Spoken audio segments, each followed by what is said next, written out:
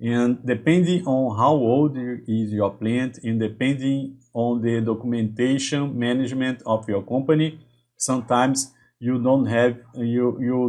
more the heating material balance of the plant, or you have an updated version of the process flow diagram, and your pipe instrumentation diagram is not up to date. And you need to be aware of that in order to upgrade or to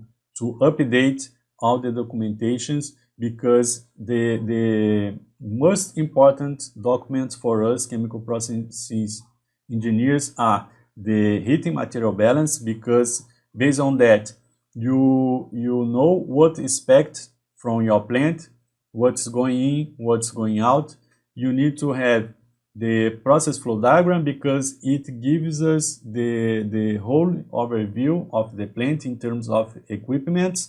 and process conditions. And we need to be very familiar with the pipe instrumentation diagram, because any kind of changes that you suggest in the process, it must be marked in the pipe instrumentation diagram, and it needs to reflect what we have in the field.